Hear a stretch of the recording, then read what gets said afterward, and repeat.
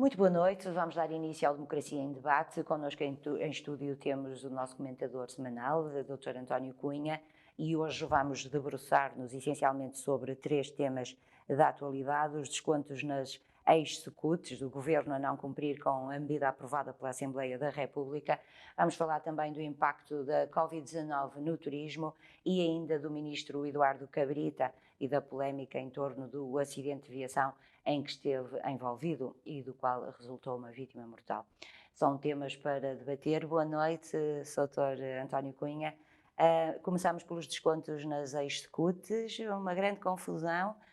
Afinal, o que é que aconteceu exatamente? O Governo não cumpriu com aquilo que foi aprovado na Assembleia da República. Muito boa noite, e cumprimentá-la e cumprimentar também os nossos telespectadores que nos vão acompanhando.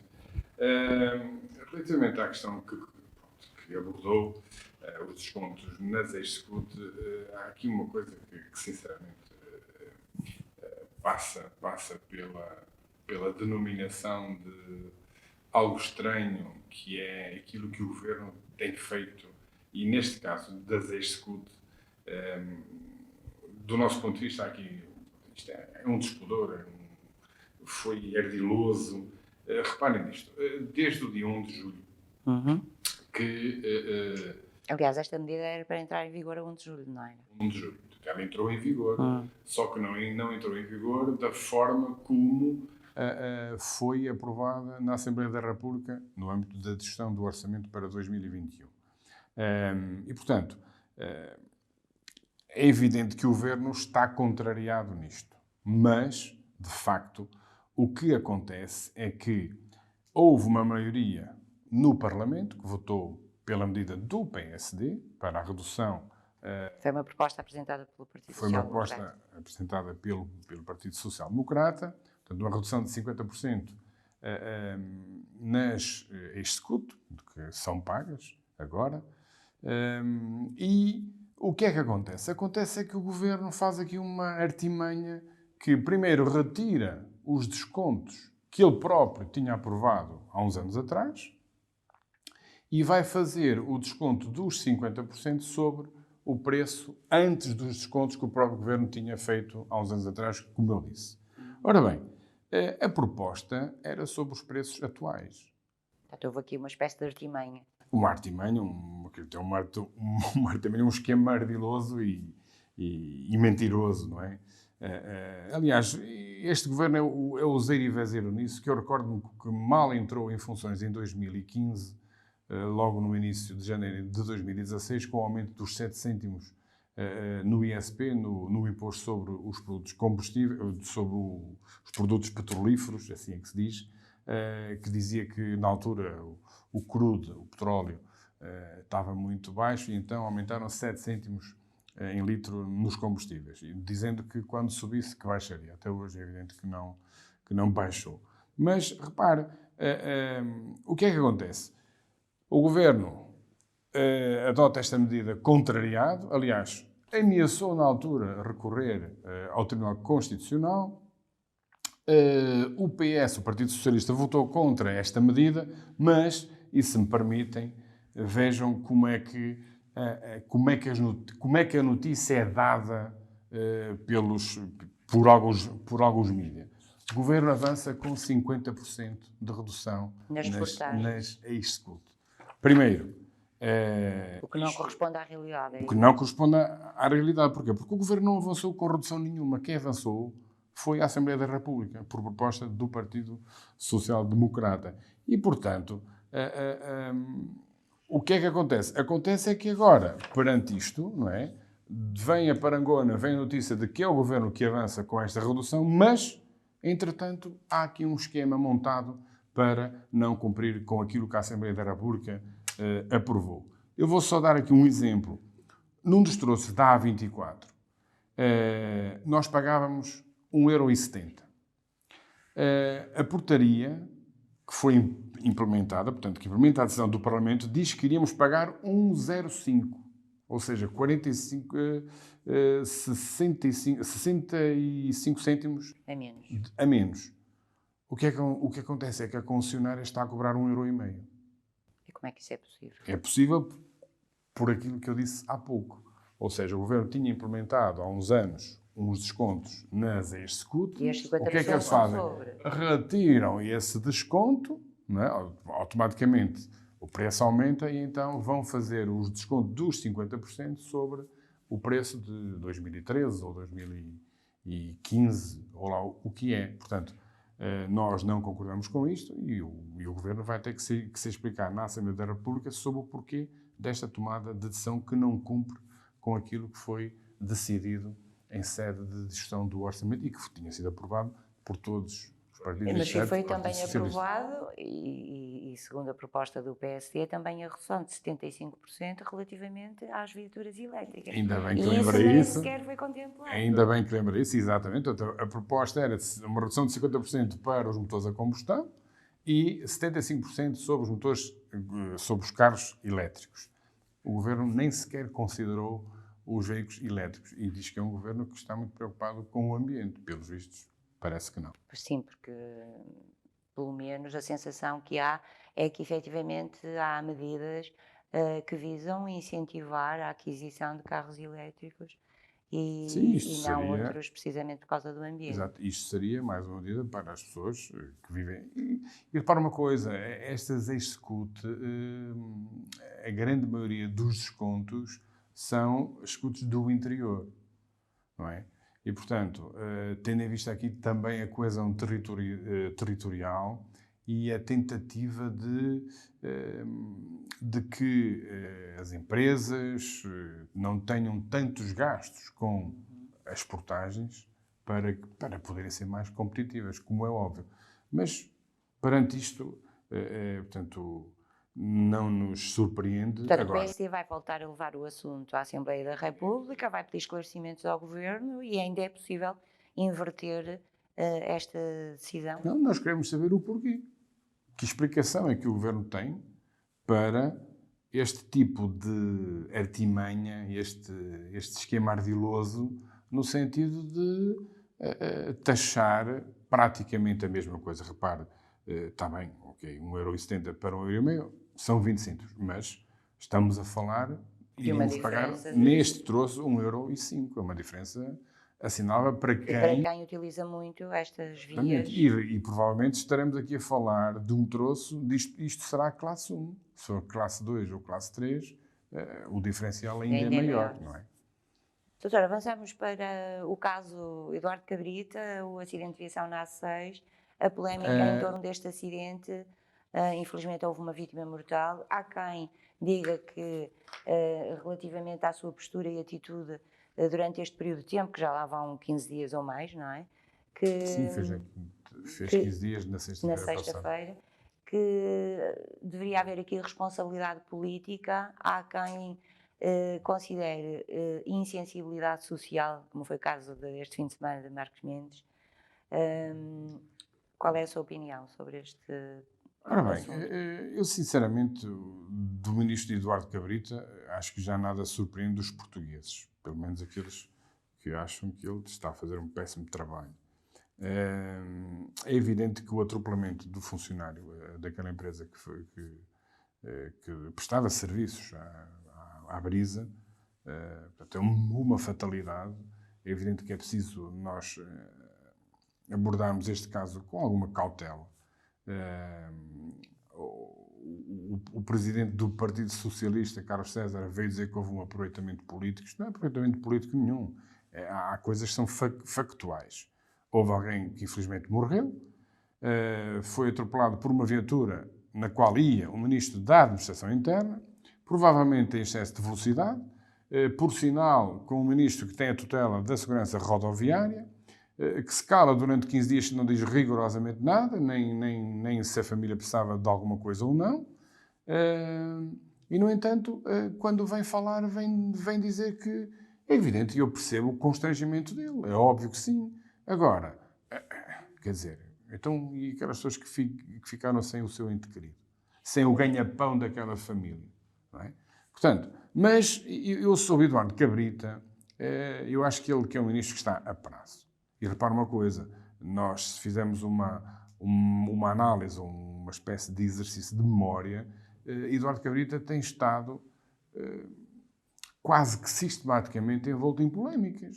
Sim, Não é? já Eu falavam recordo no várias. verão de 2019 a polémica das golas antifumo. Quer dizer, andaram a oferecer a propaganda, as golas afinal eram inflamáveis. Depois, ele, neste caso, rejeitou qualquer responsabilidade política. Quem é que sofreu? Foi o adjunto do secretário de Estado que teve que fazer as malas e ir embora. Depois tivemos o caso também gravíssimo daquele cidadão ucraniano, o Ihor Omiuk, que foi torturado e morto por agentes do CEF, inspectores do CEF, aliás. Portanto, Eduardo Cabrita aqui diz que foi o primeiro a reagir.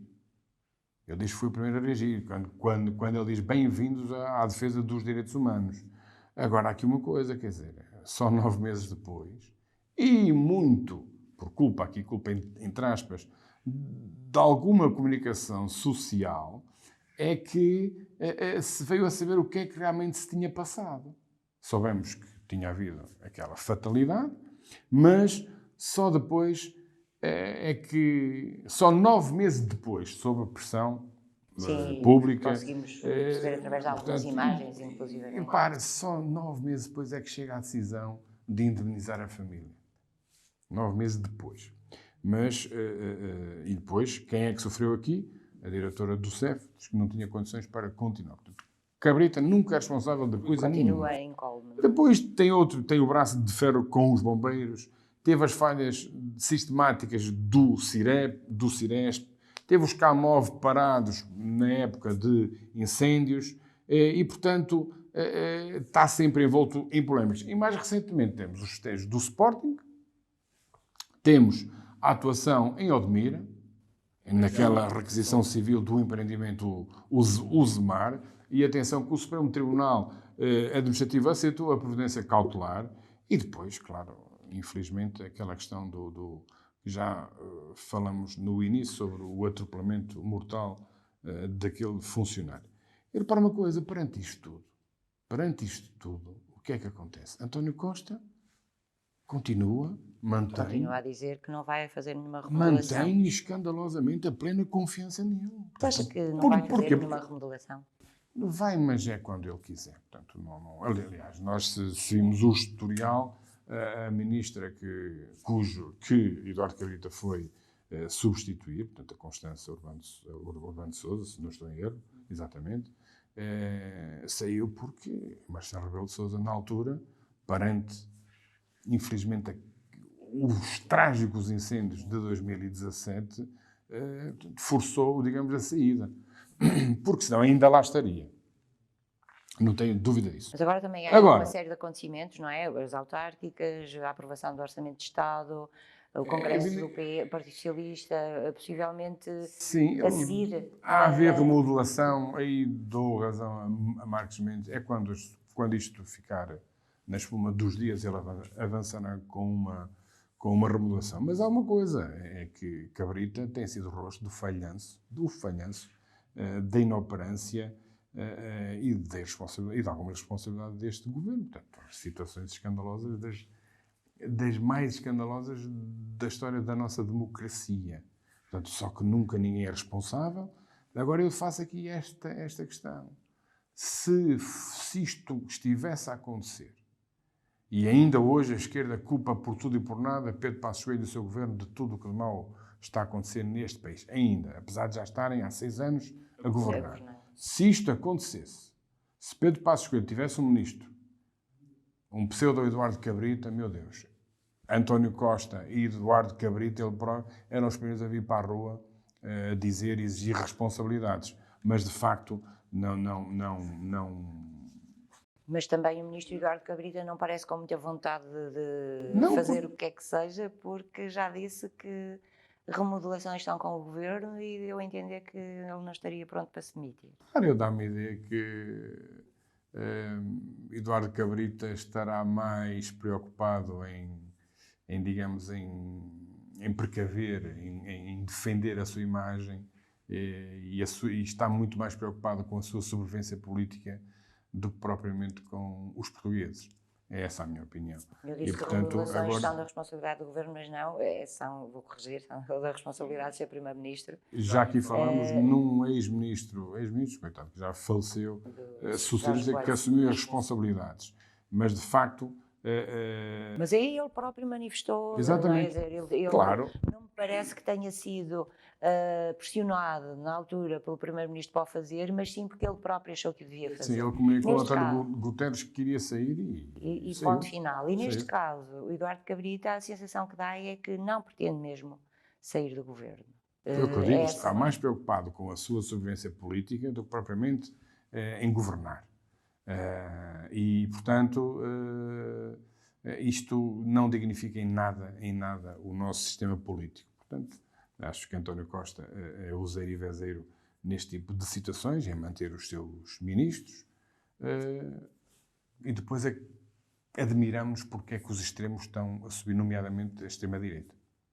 Acha que é com atitudes como esta? É lógico, portanto, quando não se revêem,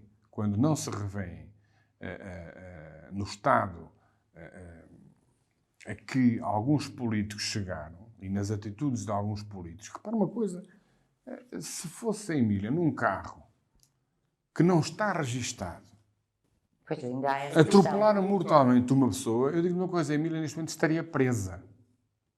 Estaria presa. E, no entanto, o ministro anda. Mas está ao serviço do Estado, não é? Está bem, mas o Estado somos todos nós, não é? E ninguém pode estar acima da lei, não é? Portanto, ainda por cima, se é um ministro que tem a tutela da segurança rodoviária e também a tutela dos carros e das matrículas, etc., quer dizer, como é que é possível isto? Professor, ainda por cima, esta regra em que praticamente toda a gente, toda a gente aceita que, tratando-se de viaturas do Estado, possam, no fundo, violar aqui as regras estradais, as normas estradais. Não é normal, porque já sei que pode haver situações eventualmente de emergência. Eu até admito que esporadicamente isso até possa acontecer devidamente assinalado, como vai uma ambulância, acompanhado pela GNR, com as motas à frente ou atrás, o que é que seja. Mas, e como há de perceber, eu faço no último ano e meio muitas vezes A1, Norte-Sul e Sul-Norte, não é? E vejo muitos carros a passarem em alta velocidade com as luzes azuis, não é? Portanto, ou é corpo diplomático, ou é corpo do governo, portanto, algum ministro, secretário de Estado. E realmente andam muito depressa. E de vez em quando acontece este tipo de fatalidades. Agora, isto não devia ser a norma. Não é? Devia ser a exceção. E repara uma coisa, todos nós infringimos na autoestrada e não vamos ali a 120 certinhos. Aliás, há quem diga, não sei se é verdade ou não, que até 140 há uma margem de 10% que é possível a gente andar com toda a segurança. Agora, o problema é que eles passam muito acima disso, não é? Eu não sei a que velocidade é que o carro ia. E se iria na faixa da esquerda? Também há quem diga isso. Pois. Agora, o que é estranho é que ainda não consegui perceber é como é que, estando a empresa a fazer a manutenção na parte direita da autoestrada, como é que o senhor é apanhado na parte esquerda do carro. Portanto, há quem diga que ele tinha saltado. Não sei se agora a investigação... Estava lá outros trabalhadores, dirá. com certeza que, Claro no âmbito que da sim. investigação, Claro que sim. eles também darão as devidas explicações, não é? O que viram, o que aconteceu. Esperemos que sim, em abono da verdade, e que terá que haver um desfecho. e que este tipo de situações não volte a acontecer. É evidente que quem anda na estrada arrisca-se sempre. Agora, quando é um membro do governo que vai num carro que provavelmente iria em bastante excesso de velocidade, não é exemplo para ninguém. E repare, este tipo de situações acontecendo, este tipo de passar culpas também vai acontecendo e as pessoas vão sabendo disto. E o que é que acontece? Isto começa a se entranhar. O primeiro comunicado foi muito criticado precisamente porque o que saiu do Ministério e que era um bocadinho a referir que a culpa deveria ser da Brisa ou da vítima. O primeiro comunicado que sai do Ministério atribui culpas à Brisa, depois a Brisa veio desmentir, não é? Primeiro que a obra que não estava assinalada, Sim. que a vítima que não teria colete. Que havia falta Quer de dizer, sinalização, etc. Quer dizer, é uma série de... Então, se era para estar calado, Pois, calava-se mesmo, não abria a boca. Depois, uma outra coisa que também que é muito estranho, como é que dá-se o atropelamento e eles ficam dentro do carro. É evidente que, se calhar, e bem, por uma questão de segurança. Não sei se era estado de choque, não me parece. Portanto, por uma questão de segurança. Agora, encostado à direita, e se a obra estava assinalada, creio que não haveria perigo nenhum. Mas mesmo quando chegou a GNR, nunca saíram do carro, ao que parece. Sim, pelo menos relativamente ao ser ministro, ouviu-se isso. Quanto ao motorista, não ouvi nenhum comentário. Eu ouvi que ambos ficaram no carro. O ser ministro nunca tinha saído do carro, isso também ouvi. Bem, vamos esperar então pelo desfecho desta situação. Doutor, vamos também a um assunto bastante importante, que é o impacto da Covid-19 no turismo. Efetivamente, o nosso país nos últimos anos estava a apostar fortemente, porque é uma área que nos diz muito nesta altura, não é? E que estava a alavancar a nossa economia. E a pandemia, claro que veio aqui inverter o percurso que estávamos a ter. Este ano há decréscimos enormes no que diz respeito a hóspedes e dormidas. Não se prevê que neste verão a situação se altere grandemente, pois não? Paradoxalmente, as notícias que vão chegando é que quem está no ramo do turismo, no ramo hoteleiro, diz que vai ser pior o verão de 2021 do que foi o de 2020. E, paradoxalmente, porquê? Bem, à partida já há alguma população que está vacinada, mas o problema é que nós estamos aí perante uma quarta vaga. Sim. E houve corredores... Já estamos na quarta vaga. Já estamos. Há corredores que se fecharam, o corredor alemão e o corredor do Reino Unido, portanto, os turistas já não vêm, portanto... E mais... Aliás, ainda houve uma tentativa e eles tiveram que ir rapidamente embora, não é? Porque senão depois têm que fazer quarentena. Mas depois vieram para cá os finalistas da Champions. Portanto, o que é que acontece? Acontece é que, segundo a Associação de Alojamento Local, em Portugal, tem havido cancelamentos como nunca visto. Portanto, cerca de 50 mil reservas para o verão que foram canceladas já. Depois, há também um relatório que saiu nesta segunda-feira, pela consultora McKinsey, que nos dá aqui números, em termos globais, que são assustadores. Que se estima que entre 2020 e 2023, portanto, Portugal pode perder 60 mil milhões de euros do PIB, portanto, equivalente a 26% dos níveis do PIB de em 2019, e, portanto, isto não está famoso. E mais, e depois vamos aqui fazer aqui uma espécie de comparação com Espanha aqui ao lado. Portanto, em Espanha, segundo o jornal El Confidencial, o turismo nacional espanhol está a recuperar já para níveis da pré-pandemia. Principalmente as viagens internas, portanto, o turismo interno. Portanto, o gasto com hotéis e agências de viagem recuperou os níveis anteriores à pandemia. Também a Espanha tem uma dimensão muito diferente da nossa. Não é? Claro, mas nós estamos a falar sempre em termos percentuais. É evidente que nós não podemos ter o mesmo nível de gastos, sim, mas porque é somos muito menos. Por exemplo, se eu quiser passar férias e vou uma semana para aqui pertinho, ou em Espanha, ainda se pode deslocar muitos quilómetros e ficar longe de casa, não é? Claro. E aqui nós estamos num dia numa ponta e no mesmo dia na outra. Na outra, é verdade. É um bocadinho diferente mas nesse aspecto. Claro, isso para nós até é bom. Agora, o que se está aqui a referir é que, por exemplo, os espanhóis têm muito hábito de passar fins de semana fora. Tem muito esse hábito. a nível interno. E, portanto, isso está a começar A sentir-se agora com o a verão, sentir-se e já, portanto, como eu disse há pouco, já há níveis pré-pandemia. E, portanto, pré-crise, aliás. E por cá, os nossos empresários estão com a corda ao pescoço. Por causa das reservas que são canceladas,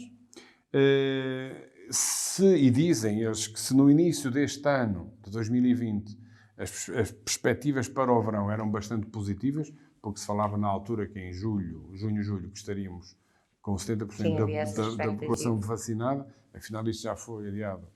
Já foi adiado? Não, já foi, sim, adiado para setembro ou outubro. Temos o setor hoteleiro a antecipar ocupações abaixo dos 45%. Isto é terrível para um setor que nos traz muitas divisas para o nosso país. E, portanto... E temos a restauração, não é? Que também, com a falta de turistas, acaba por... Para uma coisa, e há bocado estávamos a falar de Espanha. E porquê é que cá as coisas estão... O cenário futuro é negro? É negro por causa das restrições que estão a ser impostas pelo governo. Veja-se o que é que está a passar em Lisboa. E Val do Tejo. O recolher obrigatório a partir das 23 horas até às 5 da manhã, se não estou em erro. E, portanto... As pessoas obrigatoriamente não saem, não é? E, pelos vistos, o governo quer manter este tipo de situação, porque isto não vai melhorar, obviamente, isto vai... Em termos de número de infectados, a tendência é para crescer. Mas é que é um acelerado ritmo de vacinação, isso já está a ser feito, não é? Claro, sim, mas repara uma coisa, se até em Espanha, com o governo, com a extrema-esquerda também a governar, em parte, se conseguiu abordar e proteger o turismo, contra as soluções, não é?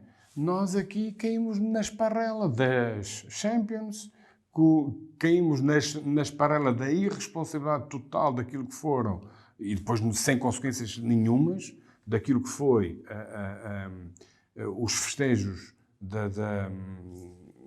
do Sporting, não é? E, portanto, as pessoas, claro, descomprimiram. Mas em Espanha, com certeza, que também há situações em que há ajuntamentos... É evidente que há ajuntamentos, só que os números lá estão conforme estão, mas o problema é que nós temos cá uma matriz de risco que está completamente, digamos, enviesada, que é isso que o Presidente da República tem falado, e outros que também têm falado acerca disso. Aquela matriz de risco, aquele quadrado ou retângulo com uma cruz ao meio do verde para o vermelho, aquilo está a referir-se a uma situação em que não há vacinação. É evidente que, repare, e felizmente nós estamos numa quarta vaga, mas não está a ser uma quarta vaga tão mortífera como foi a terceira e como foi a segunda. Porquê? Sim, há porque, repare, de contágio, mas poucos... Claro, mas porquê? Porque a vacinação já está a funcionar. Se na primeira, segunda e terceira vagas tínhamos uma grande percentagem de mortos acima dos 75, 80 anos, agora não, porque essa população já está vacinada. Agora, é evidente que há aqui uma outra questão, que tem a ver com as novas variantes que vão surgindo. E esta delta é terrível, não é?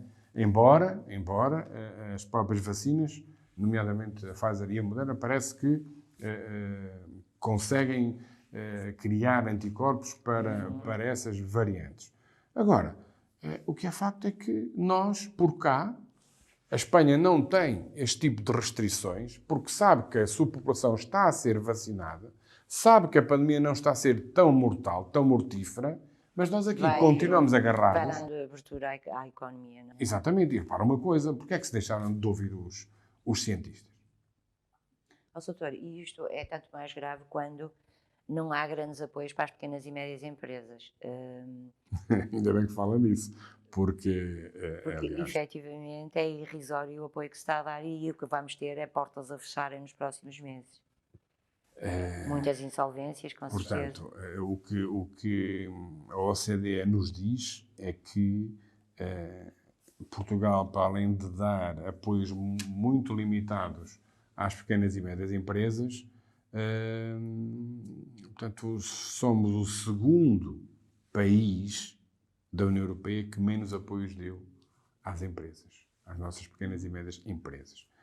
Só para citar aqui um documento que foi citado pelo público, diz que o auxílio direto estatal rondou os 3,6% do nosso PIB.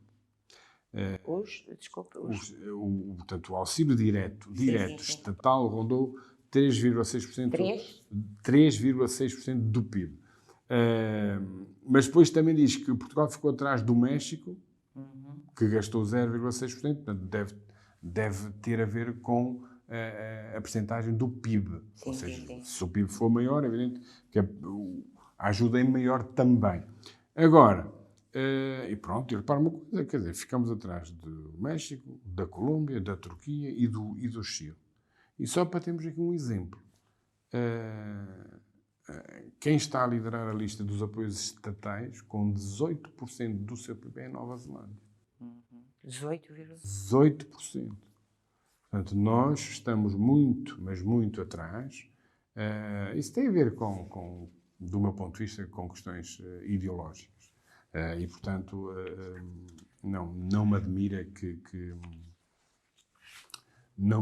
que o governo, estando dependente do Bloco de Esquerda, mas neste caso principalmente do Partido Comunista, que as ajudas não sejam tão significativas para o setor privado, coisa que os outros países não estão a fazer. Portanto, nós estamos com 60% do PRR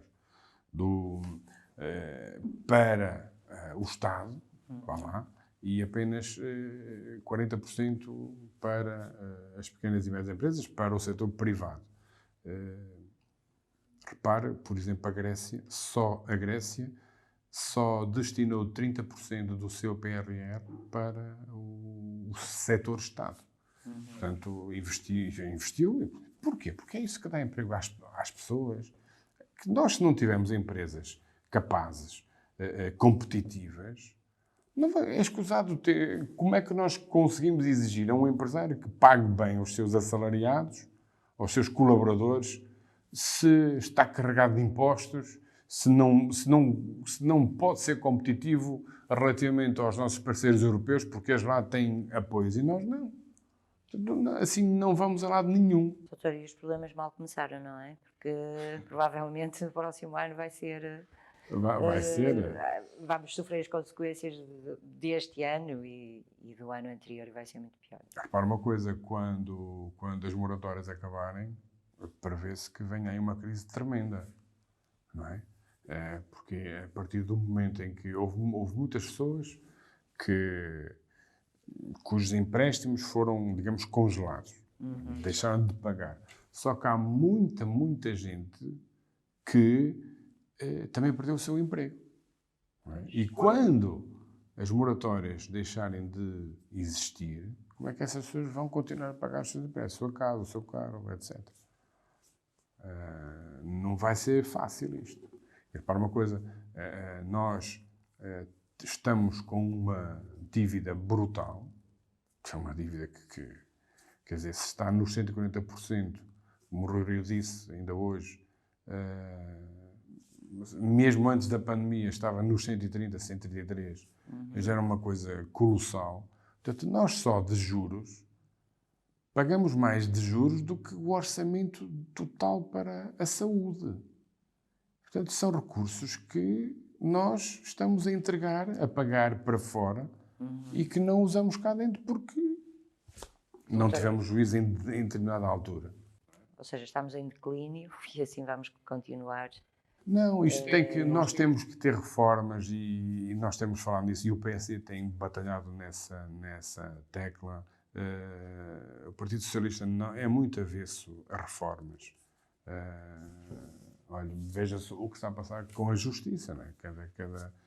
Há uma proposta e vem logo o PS a dizer que já tinha proposto aquilo, etc. Mas o que é facto é que não se vê rigorosamente nada. Toda a gente sabe, quem é advogado sabe como é que estão os tribunais, quanto tempo é que demora a resolver um caso, ou 2 casos, ou 3 casos, vezes os megaprocessos, os anos que demoram, E, portanto, e depois a instabilidade fiscal.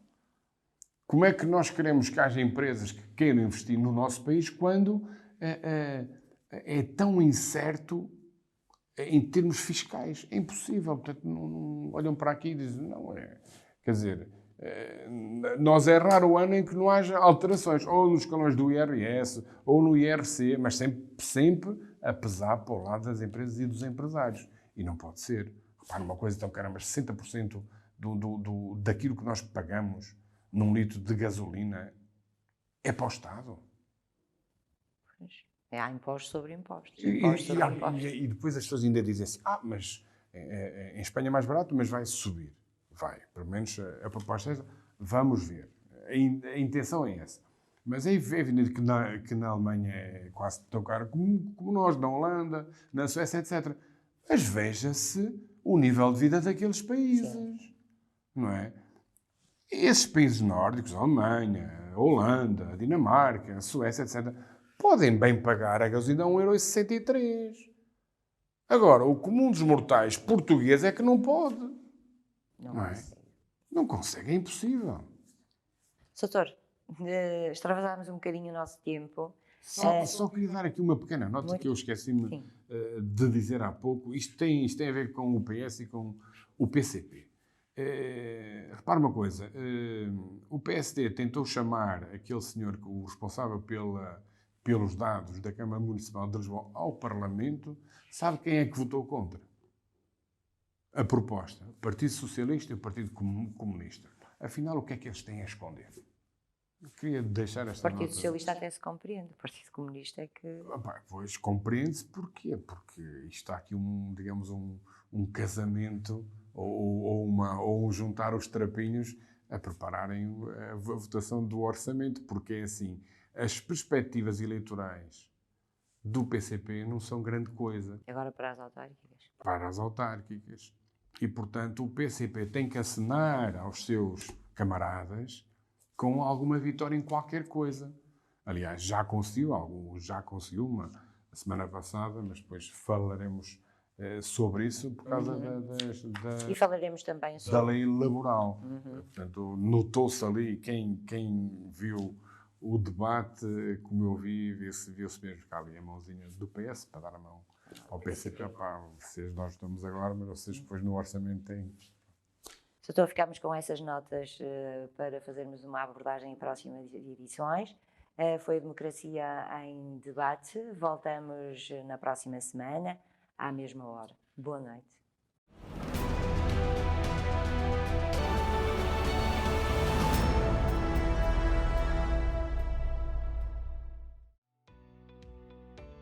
Novum Canal. Sempre novão, sempre seu.